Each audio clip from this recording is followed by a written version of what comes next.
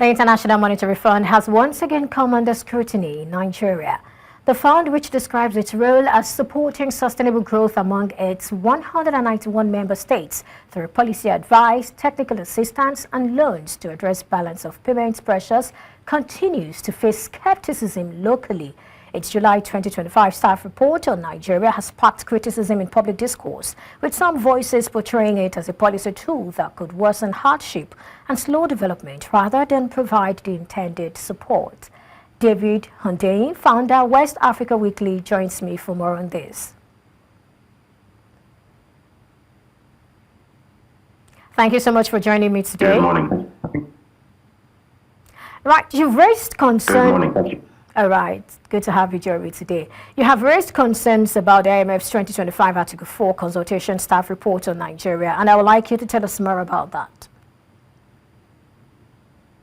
So, I should specify that it's not just this report that I have an issue with, it's the fact that this series of reports exists in the first place, and that there's a certain common thread of recommendations that are made in these reports. And these recommendations are not really recommendations. They're more like instructions or sort of edicts that a supposedly sovereign and independent country, for some reason, has to follow.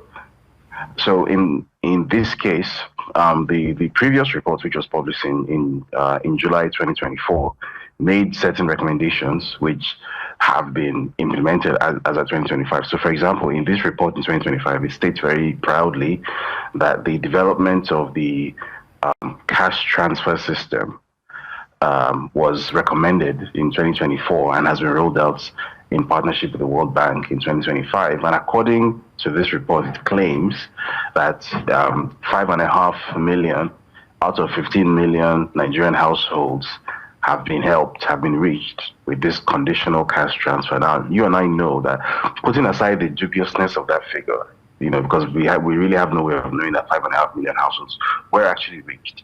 Or even putting that aside, how much is this conditional cash transfer and what problems is it really solving? Because this comes to the heart of the issue. The heart of the issue is that the prior recommendation that was made, also in that 2024 report, was that all energy subsidies should be removed. Now, I want you to show me any serious country anywhere in the world which has no energy subsidies whatsoever. Any country that has any sort of, serious, meaningful economy that has some sort of friction within it, it simply doesn't happen. The energy is always subsidized in some way, shape, or form, whether it's electricity, whether it's fuel, whether it's the so-called renewables and sustainables, whether it's nuclear energy. There is always subsidized cheap energy as a precondition for economic development and economic growth. So how is the IMF making a recommendation to one of the poorest countries in the world per capita that it should suspend all energy subsidies whatsoever, and then as a palliative measure to deal with the resultant inflation and explosion in poverty that this will cause, the solution that is proposed is that cash transfers, conditional cash transfers, should be implemented. So you're going to give supposedly 5.5 million households 10,000 naira or 15,000, 20,000 naira. What is that going to solve? So this is the issue here.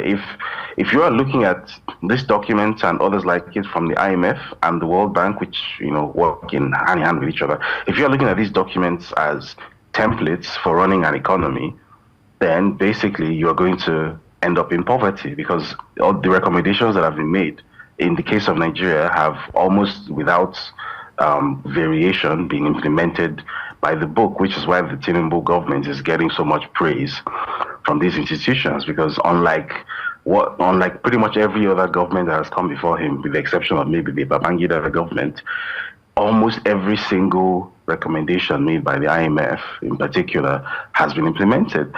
And what that has resulted in is the biggest explosion in poverty since the 1980s. The last time Nigeria went through this sort of explosion in poverty was during the period when, again, the IMF was making a similar policy recommendation in the 1980s, the so-called structural adjustment policy during the Ibrahim Babangida administration. What sort of pulled Nigeria out of the hole then was that the Gulf War broke out and there was a Gulf War oil windfall, and all of a sudden the country was flush with cash to invest in public services once again. It doesn't look like there's any Gulf War coming this time around. So what looks to be the case now is that Nigeria is basically heading off an economic cliff. There's no upside here. Everything that could spur some growth, spur some movement in the economy, per the IMF's recommendation, has been gutted. So all your fuel and energy subsidies, because I think it's important to point out, it's not just fuel subsidies that have been taken out, it's energy subsidies. So that's electricity subsidies, that's subsidies on anything that can be used to generate power. So subsidies on, for example, solar panels, all these things have been taken out. That's on the one hand. Now, on the other hand, you then have other policy recommendations being made, such as this the recommendation to raise Nigeria's effective VAT rate from 7.5% to actually 15%. All right. But even the IMF agrees that doubling it overnight will probably lead to, widespread civil disobedience. Okay, let's start with some of the things you've mentioned. I know there is that talk around, Western hegemony and imperialism and all of those. But, just a glance at the report sort of gives the impression that it is a harmless, purely subjective economic exercise with no form of pressure on, Nigeria's economic managers or any other economic manager of any country, to act on the recommendations. So, couldn't Nigeria have cherry-picked what it wanted and then leave the ones it didn't want? And then back to what you said about, the subsidy removals and what have you. We know this conversation has been on in Nigeria, and many analysts, economists, and all of them, even financial market analysts, will always tell you that those things need to go because we're subsidizing people who are probably not even participating. We're subsidizing the rich and all of those. The conversation has been on where beyond the government doing this, it felt like the market was ready for it. And then we're seeing the move, we're seeing the impact on the foreign exchange market. In answer to that question, Nigeria absolutely could have cherry-picked what parts of these recommendations to put into action and what parts to ignore. In fact, that's what most Nigerian governments have done for as long as one can remember. This government, on the other hand, for, I don't want to go into those reasons, but for a plethora of reasons, has taken it upon itself to be the most pliant and subservient government, at least in terms of following IMF and World Bank instructions, probably in Nigeria's history.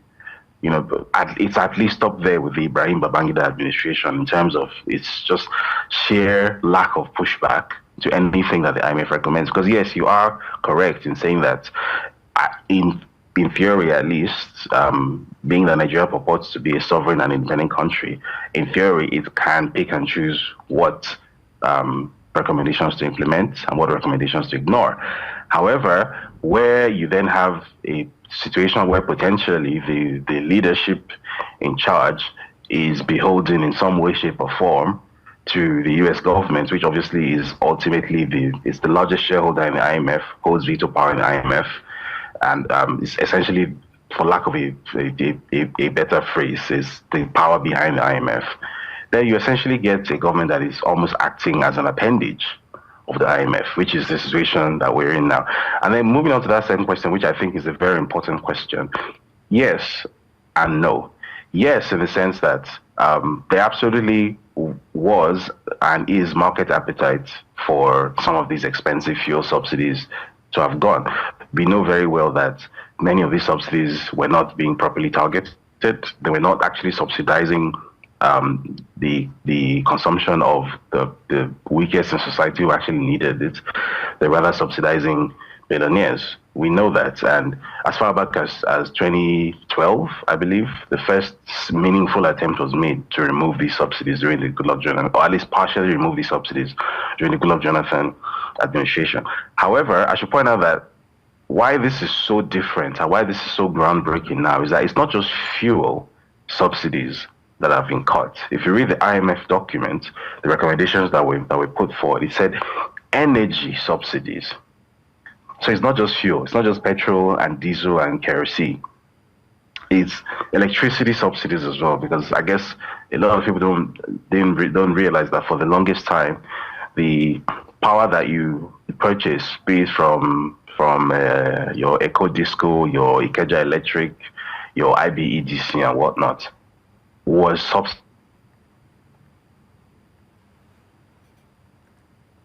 David, all right, I guess that's the network. Well, on energy subsidy, I think that's even a big one here in Nigeria, because when you listen to discos and gencos, or when you listen to conversations around Nigeria's energy sector, you always hear that talk around, illiquidity in the sector. And as a result of that, that's when the conversation around, cost reflective tariff came in. And that's when, we started hearing things around all of those things happening. So I'd like you to just marry all of that together, because it seems that, while I understand where you're coming from about some of these recommendations and what they could mean for Nigeria, we also know that there are certain things that we are also going through that sort of points to those directions in the first place. Go ahead, please. Well, again, it's very important to point this out, that when you have an economy that purports to be a growing economy or a developing economy, your number one, or in fact your only priority should, in terms of policy direction, should be to encourage the growth. Now, in the case of Nigeria, what do we agree that our economic problem is? Our economic problem is, like much of Africa, we export a single natural resource. Until very recently, we did so unprocessed. So we exported it cheaply, and then we imported it with value added at a higher price, and then we basically import everything else that we consume, including machinery, at a higher price, which means that our currency is constantly sliding, and that's basically our economic problem in Nigeria, right? Solution to that problem is enhanced industrialization. Now, how do you industrialize an economy like Nigeria, or any African economy for that matter, or any global South economy? How you industrialize, the number one ingredient in that soup that leads to industrialization is cheap energy. Without cheap energy, you cannot industrialize. It is simply not possible.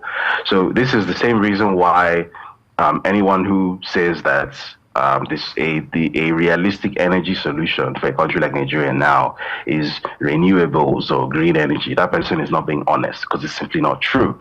You need cheap and plentiful energy in order to industrialize. So if you are not subsidizing to a certain extent electric power, right, which basically makes it cheap to the end user, to the industrial end user, or the domestic end user, then essentially you are ensuring that production is going to be more expensive, which is going to discourage industrialization. So you cannot be trying to grow an economy with expensive energy. It just doesn't happen.